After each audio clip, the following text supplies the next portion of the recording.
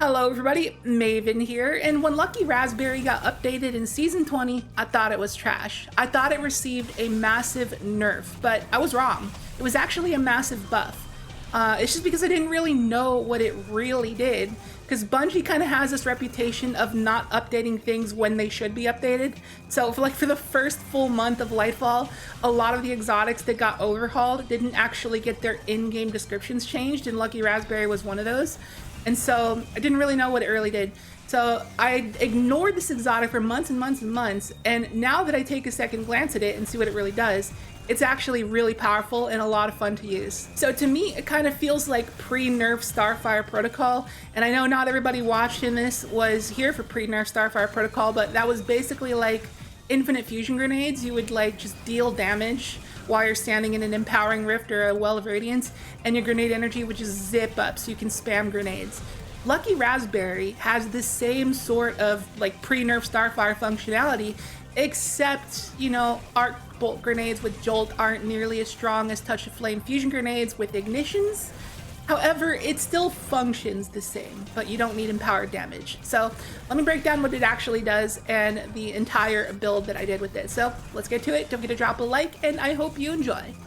So here's a new description of the Lucky Raspberry. It says it increases the chain capabilities of the arc bolt grenade so that it chains to an additional enemy and also increases the radius, and damaging enemies with jolt lightning strikes, and collecting ionic traces grant additional arc bolt grenade energy, and arc bolt grenades now stun overload champions. Now, I did just say that the Lucky Raspberry is very similar to pre-nerf Starfire Protocol, so I'll show an example clip here against Pharizia when you stick a Witherhoard and get that damage over time, and you're standing in an empowered source. You can see your fusion grenade energy just tick up as that Witherhoard ticks that damage for you. And the Lucky Raspberry functions the same exact way. So going up against Carl here, we're going to apply that jolt debuff. And now when we damage Carl, periodically the jolt will proc and summon a lightning strike. And every single time that that happens, it's going to give us a chunk of arc bolt grenade energy back. So in other words, it's also very good to use the Witherhoard with this build because you apply that damage over time and the Witherhoard's tick damage will proc that jolt for you optimally. Now, personally, I feel the Shinobu's Vow may be better than Lucky Raspberry when it comes to ad clear, but there is something that the Lucky Raspberry can do that the Shinobu's Vow cannot. And that brings us back to the whole Starfire thing. So back in the day, people would pair Starfire along with the Demolitionist rocket launcher, because since you're spamming a grenade every couple seconds, you can just proc Demolitionist to autoload the launcher during a DPS phase and spam rockets. And literally how I just demonstrated that Lucky Raspberry functions similarly to the Starfire, the Lucky Raspberry can do the same thing. Except with Starfire, you have 2 fusion grenade charges, and Arc Bolt you only have 1, so it's a little bit less efficient, but it's still the same idea. And like I said, Arc Bolts are only a fraction of the damage of Touch of Flame fusion grenades with ignitions, so it's not nearly as good, but it's kind of the same thing, and I'm just demonstrating that. And this whole combo is possible thanks to the Witherhoard. The Witherhoard just has such great synergy with the Lucky Raspberry. But as it typically goes with Witherhoard synergies, you can also run the Anarchy because it does function the same way and applies that damage over time to proc Jolt for you. However, another great weapon to pair with this build is going to be the Delicate Tomb.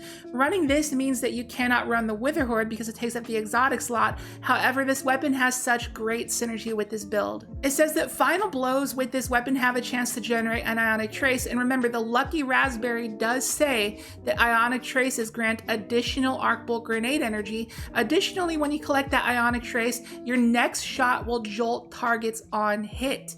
And remember, we just went over how proccing that jolt is going to give you chunks of grenade energy, but it does both of these things in one weapon. This is a great and strong weapon that I featured in many different arc builds in my videos.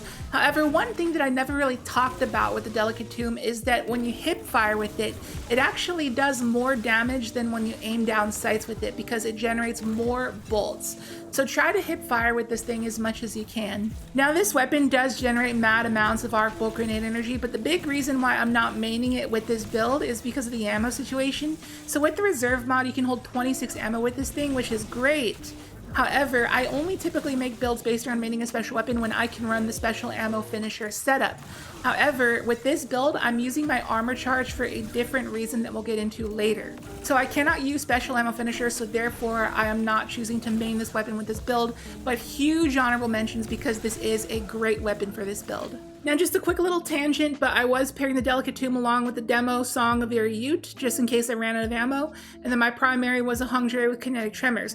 Now, during my experimenting, I noticed something strange with Kinetic Tremors, that it's actually maybe bugged with Jolt and Lucky Raspberry. So as you can see here against Carl, I apply Jolt and then I apply Kinetic Tremors, and every time a Kinetic Tremor explosion procs, it's going to proc the Lucky Raspberry to give us grenade energy. So that may be a bug, but it's not insane enough to warrant running. But anyways, back on topic, so I was sure that I wanted to run Witherhoard with this build because the synergy applying the DOT and applying the Jolt and giving us a bunch of grenade energy with the Raspberry was just so good that I just couldn't pass it up.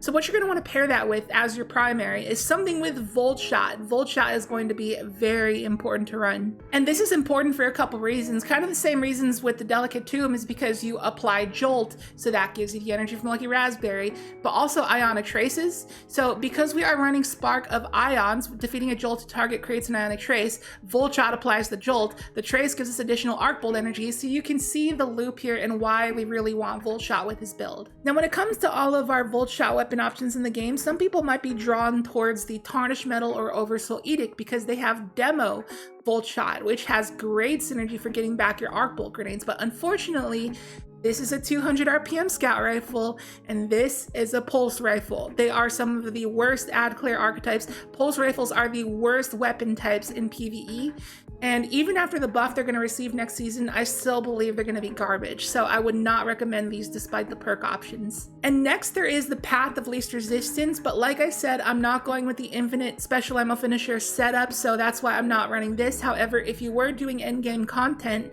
and you're running a Wish Ender to break barrier champions, then you can run this. And that is what I did do in a Grandmaster Nightfall, which I may or may not show gameplay of at the end of the video. So yeah, only run this if you're gonna run the Wish Ender. And then we come to the Ikelos SMG. Now, a lot of people may believe this is the best Volt Shot ad clear primary in the game, but it is not. That honor is going to go to the Brigand's Law because it is a sidearm. Now, this season, sidearms received a 20% damage buff, making them the highest damaging ad clear weapon types in the game. So they've risen above SMGs. So the Brigand's Law is going to hit a lot harder. So this is easily going to be my #1 recommendation, but if you do not have it, or if you prefer something with more range, then the next option I'd recommend is actually the Posterity. This is the only weapon in the game that can pair Volt Shot along with a damage perk, and Frenzy has really great synergy as well because it grants you plus 100 reload speed, and the whole thing with Volt Shot is you want to get 100 reload speed so you can proc this quickly. But another thing is that when you kill a jolted target, you're proccing Flow State to get you amplified anyways, so that's going to max out your reload speed regardless.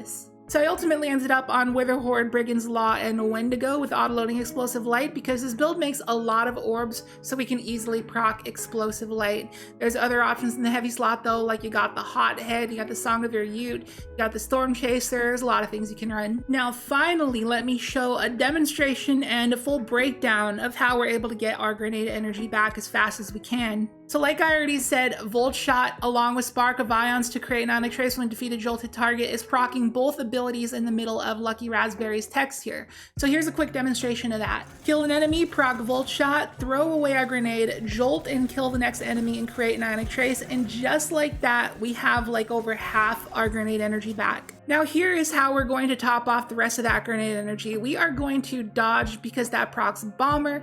Dodging gives us some grenade cooldown, but then that's also proccing Lethal Current, so we dodge and our next melee attack is going to jolt the target, which in turn procs Ions, which in turn procs Raspberry. But then not only that, but we're also proccing Impact Induction, so when we punch an enemy, it gives us some grenade energy as well. So here is the full demonstration. Kill an enemy, proc that Volt Shot. We're going to throw away our nade for the example, kill the next enemy, get a lot of our grenade energy back, dodge, punch another enemy, proc impact induction, proc all this stuff, and suddenly we have a grenade back, and we can chain that endlessly. Because we are using combination blows, when we get a kill with this, not only is it healing us, but it restores our dodge energy back to full. And we're using Gambler's Dodge, which restores our melee ability, so we can chain the two of these things back to back to back, proccing it endlessly to give us all the grenade energy that we want. So while we are spamming this dodge and spamming bomber, we're also spamming powerful attraction, because when we dodge, we collect all the nearby orbs that we are creating from heavy-handed and arc siphon. Now when we grab these orbs, we're proccing recuperation to give us some health back. So it's kind of like build your own worm husk crown. We dodge, get the orbs, get some health back. And that brings us to our final method of generating grenade energy. We want these orbs because we're getting armor charge. We got stacks on stacks to get 2 armor charge instead of 1. We got a copy of charged up so we can hold up to 4 stacks of armor charge. And then we have a copy of elemental charge. So when we collect an ionic trace, it gives us an escalating chance to get armor charge. And at the rate that we're generating these things, we can get that armor charge really easily up to 4 stacks. And then we're expending it all on Grenade Kickstart, which is the reason why we don't have the special ammo finisher setup. Grenade Kickstart, when we have 4 stacks of armor charge, is going to give us a lot of grenade energy back. So demonstrating that here, throw away our nade, proc volt shot, and that is pretty much all it takes to get our entire grenade back.